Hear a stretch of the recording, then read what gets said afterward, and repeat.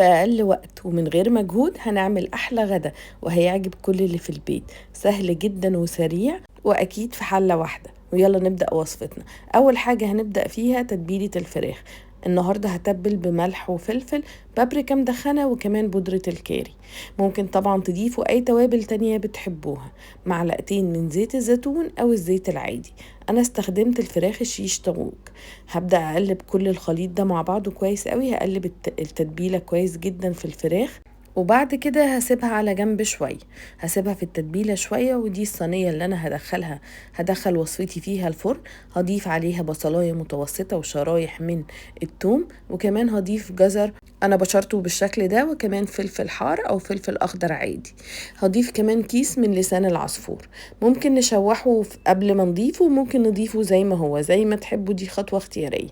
وهتبل بملح وفلفل وبودرة كاري كمان. هقلب كل الخليط ده مع بعضه كويس. هقلب كل المكونات كده مع بعضها كويس قبل ما اضيف باقي الاضافات.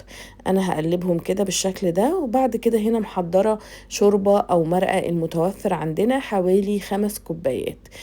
وفي حاجة نسيت اقول لكم عليها، هعصر عصير ليمونة كاملة على الخليط بتاعنا او على لسان العصفور والخضار والبصل.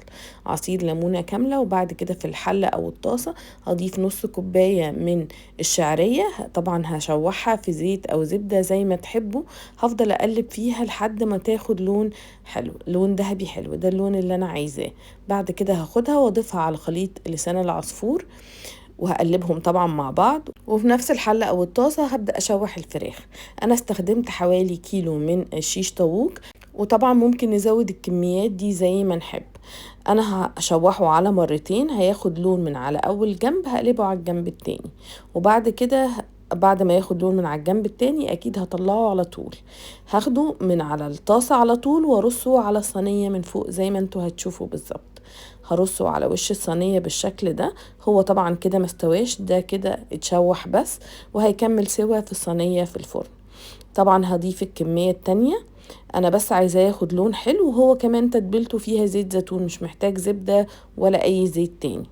هشوحه برضو من على الجنبين، وبعد كده هطلعه اكمل رصه في الصينية. واكيد بواقي زيت الزيتون او الزبدة زي ما هتستخدمه هضيفه على وش الصينية بتاعتنا. وبعد كده خلاص صينية جاهزة تدخل الفرن. هدخلها الفرن الرف وسط على درجة حرارة 180. هتاخد من 40 ل 45 دقيقة. ولما تخرج هرش عليها رشة من البقدونس او الكزبرة او الشبت وتتقدم. وجبة متكاملة سهلة جدا وسريعة، ومتأكدة هتعجبكم وهتعتمدوها على طول. ولو عجبكم فيديو النهاردة ما تنسوش تعملوا له لايك وشير لكل حبايبكم. ولو أول مرة بتشوفوني ما تنسوش تعملوا فولو وسبسكرايب للقناة، ومستنية كل تطبيقاتكم.